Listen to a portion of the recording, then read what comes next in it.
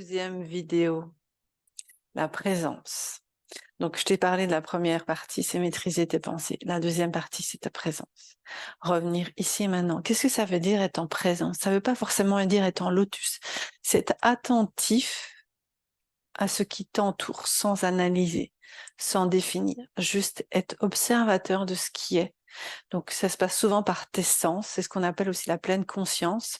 C'est être conscient de là où tu es, sans y mettre un mot, un jugement, quelque chose, une réflexion. Juste être observateur de. Être observateur de ce que tu vois, être observateur de ce que tu entends, des bruits directs, des bruits indirects. Être observateur de ce qui est là.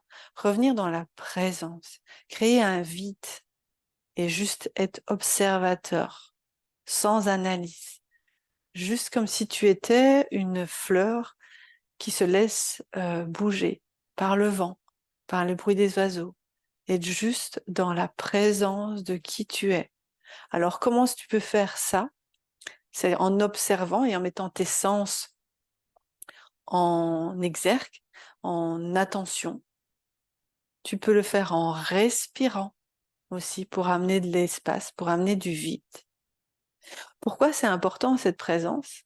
C'est à ce moment-là que ton mental va pouvoir lâcher. Tu vas voir qu'il va de plus en plus lâcher.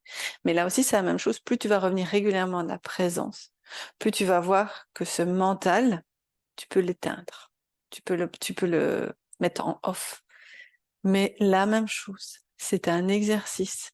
Ça demande, reviens dans la présence.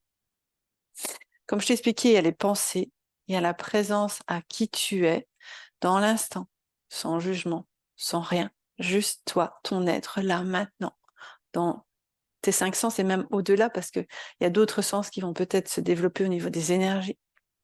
Mais là aussi, tu n'analyses pas.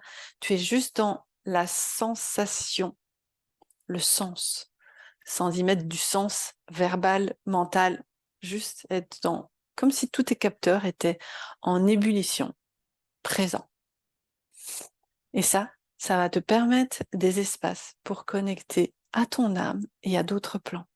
Donc, j'ai hâte de vous lire, aussi bien par la maîtrise des pensées que par ces moments de présence à vous.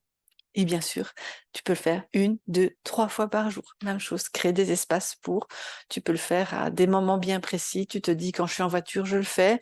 Quand je me promène, je le fais. Quand je cuisine, je le fais. Mais toi, peut-être des timelines, des moments propices pour être en pleine présence de qui tu es. Et tu verras que le mental, c'est pour ça que moi je canalise souvent, très très bien, ou sous la douche, ou en promenade, ou en voiture, parce que je suis présente à moi. Mon mental est en exécution sur autre chose. Moi je suis juste dans la présence. Voilà. N'hésite pas à me dire, je suis hâte de vous lire, et je vous retrouve pour la 3e vidéo pour aller connecter à ton âme.